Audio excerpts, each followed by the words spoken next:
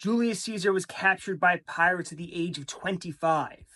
These pirates told Caesar they were going to ransom him for 20 talents.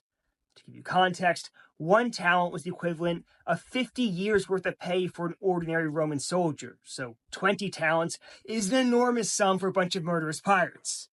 Young Caesar's response is to laugh in their face and tell them that he is actually worth 50 talents.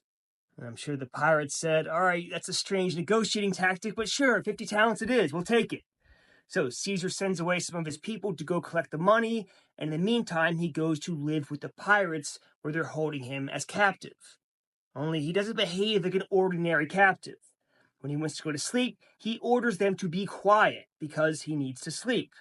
Most Roman captives would be terrified for their lives, would be trying to not take up room, trying to be as quiet as possible, just trying to survive the experience. But here, young Caesar is telling them to be quiet when he wants to go to sleep. He plays in their sports and games with them, and he often writes speeches and poems and then reads them to the pirates. And when the pirates don't appreciate these speeches and poems, he calls them illiterate barbarians to their faces. The pirates, for their part, love all this. They can't believe how precocious this young man is, and they think it's very funny. Julius Caesar was famous for his charm and his charisma throughout his life, and he would even laughingly often tell the pirates that one day he would crucify them, and the pirates loved this too. So 38 days goes by like this, with Caesar reading them poems and speeches and berating them for not understanding, playing in their games with them, and telling them to be quiet during bedtime.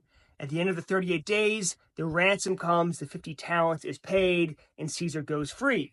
Caesar then races to a nearby port, collects a fleet, and races back to where the pirates had been holding him, and sure enough, he got back so quick, the pirates are still on the island. Caesar captures many of the pirates and, a man of his word, has them all crucified. All that time he had told them with a smile on his face that he was going to crucify them, and they thought it was a joke, and he was not joking.